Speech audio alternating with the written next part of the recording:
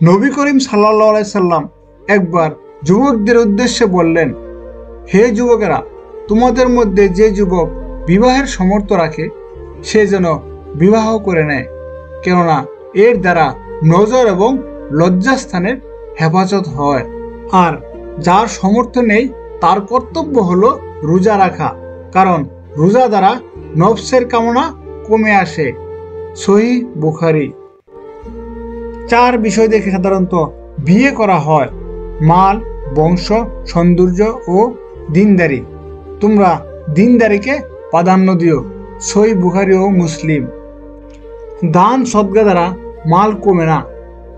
যে ব্যক্তি অন্যের ভুল ত্রুটি ক্ষমা করে আল্লাহ তাআলা তার সম্মান বাড়িয়ে দেন, আর যে ব্যক্তি আল্লাহর জন্য নিচু হয় আল্লাহ তাআলা তার মাকাম উঁচু করে দেন।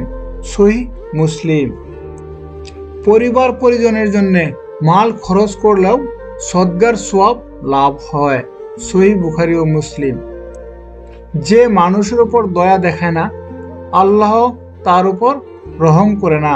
সহিহ বুখারী ও মুসলিম। মানুষের উপর জুলুম নির্যাতন কিয়ামতের দিন অন্ধকার রূপ ধারণ করবে। সহিহ বুখারী ও মুসলিম। আত্মীয়তা সম্পর্ক বিচ্ছিন্নকারী জান্নাতে যেতে পারবে না। সহিহ বুখারী ও মুসলিম। যে ব্যক্তির অনিষ্টতা থেকে প্রতিবেশীরা নিরাপদ নয় সে জান্নাতে যেতে পারবে না। সহিহ বুখারী ও মুসলিম।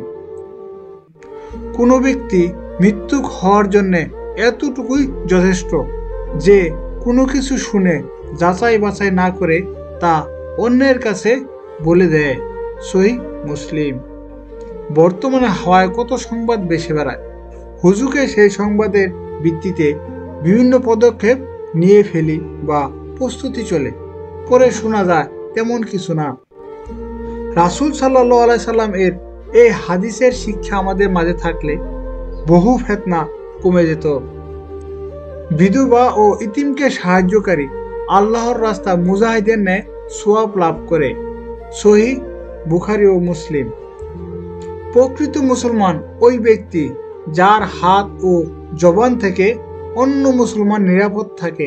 সহিহ বুখারী। তোমাদের কেউ মুমিন হতে পারবে না যতক্ষণ না নিজের জন্য যা পছন্দ করো অন্যের জন্যও তা পছন্দ করো। বুখারী। খাও, পান করো, পরিধান করো, সদকা করো, কিন্তু অপচয় ও অহংকার করো না। সহিহ বুখারী।